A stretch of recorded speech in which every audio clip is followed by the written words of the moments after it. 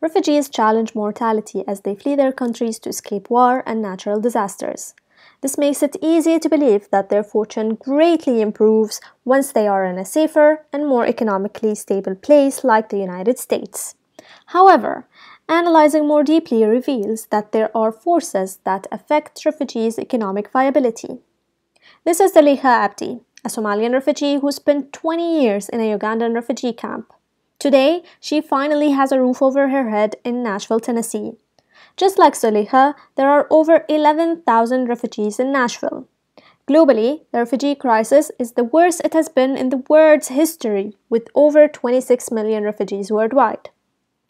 Zahraa juggles a housekeeper job at a hospital with long, tiring work hours while being a single mother of 5. Underemployment of refugees is pervasive, where they are employed at jobs that are inadequate to their economic needs or irrespective to their training. This underemployment is mainly caused because resettlement agencies are required to employ refugees within 120 to 180 days, which is 4 times shorter than the average time to secure a job according to the Bureau of Labor Statistics.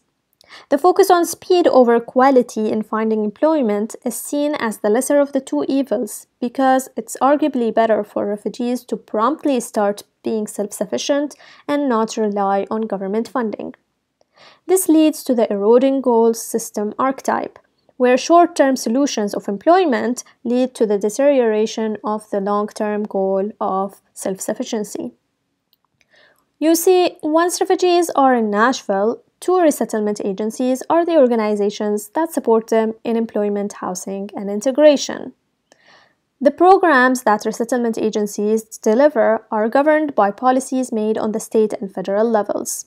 Officials on the state and federal side have no first-hand interaction with refugees. Those are the same officials and policymakers who argue that refugee support is a waste of taxpayer money, despite research evidence that proves otherwise. Resettlement agencies are also not involved in decision-making for refugee policies, programming, or funding. The quality standards in place lead to the underemployment of refugees and thereby reinforce stereotypes about them. Those stereotypes are also a byproduct of negative media, which focuses on creating a narrative of hate and depicts refugees as the other. All this spreads sentiments of fear and otherness towards this population. When you think about it, this whole system is grounded on mental models of fear and misunderstanding towards the newcomers. The existing solutions landscape doesn't touch upon many missing links such as community integration and positive media. To bridge the impact gaps on the system, I talked about 4 levers of change in my report. I will focus on 2 that have the most impact on the system. First, sparking engagement and dialogue with and about refugees. Integration programs are targeted at refugees to better accustom them to American culture. These refugees come from across the world to Nashville, and the city's demographics has been dramatically changed over the past decade. This necessitates community-facing initiatives such as cultural and art programming, as well as interfaith and intercultural dialogue, in order to shape perceptions around refugees and start conversations with them and about them. Secondly, taking control of the narrative by countering negative media with positive media. Media has an influence on citizens, which may in turn impact decisions taken by policymakers.